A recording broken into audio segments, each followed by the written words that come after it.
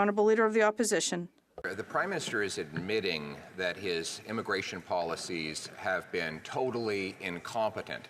In fact, the ratio of new people to new homes reached its highest level in recorded history last year after his then immigration minister, now housing minister, ignored the warnings of his own department.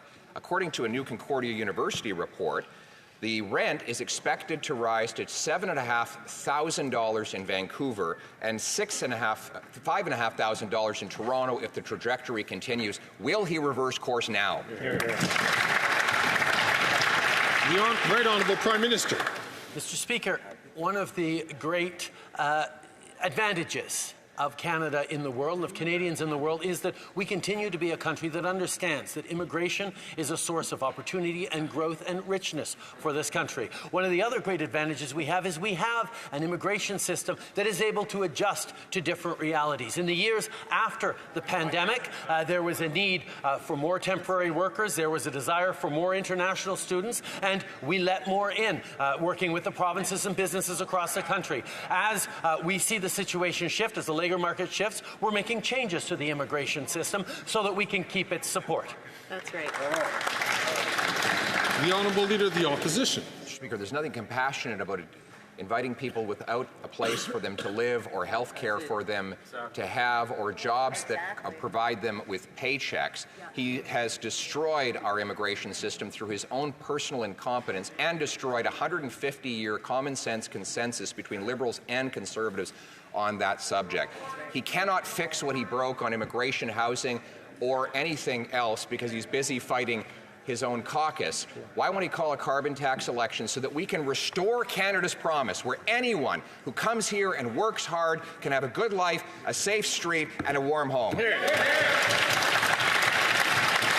Right Honourable Prime Minister. Mr. Speaker, the work we are focused on is on the middle class and people working hard to join it, and we have delivered over these past years. And in these times of global strife and pressures, that is exactly what we are doubling down on investing in building homes, investing in strengthening our immigration system so that it can match the challenges we're in right now, in moving forward on putting more money in people's pockets, even as we create strong jobs and growth for the future. The Bank of Canada just really reduced interest rates because inflation is now down to low inflation once again. We are managing this country responsibly. We're continuing to invest in its future.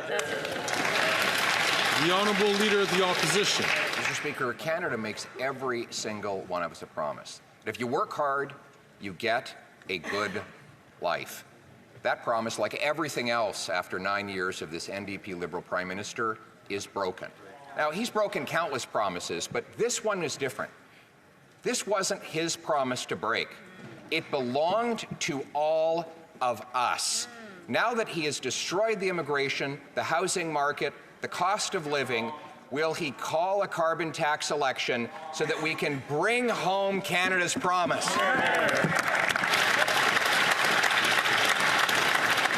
The Right Honourable Prime Minister. Once again, Mr. Speaker, we see the Leader of the Opposition pushing a brokenness vision of Canada that is simply not aligned with the reality. Yes, Canadians are struggling like people are all around the world after years of high inflation and disrupted supply chains and global conflicts has weighed heavily on everyone around the world. But Canadians continue to see opportunities. Canadians continue to see investments by a government that believes in them, whether it's investing in green jobs of the future or investing in programs and supports like dental and childcare that make a difference that the Conservatives continue to vote against. That's right.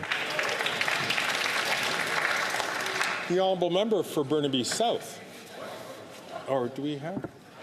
Do you have any note? Je m'excuse. I apologize to the Honourable Leader of the Opposition. Mr. Speaker, brokenness.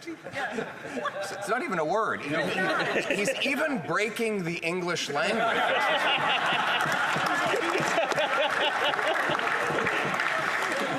Oh, my goodness. So he broke the housing market by doubling the costs. He broke the the cost of food by jacking up the carbon tax and increasing prices 36% faster than in the United States. He's broken our immigration system. He's breaking the bank with his doubling of the debt.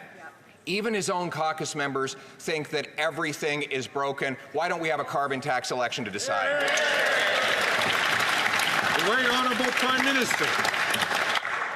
While the Leader of the Opposition is focused on exploiting the struggles of Canadians that are very real, he's not offering a single solution to support them. He's offering to take away the Canada Carbon Rebate that is putting more money in their pockets and fighting climate change successfully while it grows the economy. He's offering to cancel the dental care program that has helped close to 1 million Canadians already access dental care. He's planning on canceling the child care that has brought child care costs down to $10 a day in so many parts of the country and created spaces everywhere. He stands against the programs and supports for Canadians, while at the same time he says Canada's broken. That's right.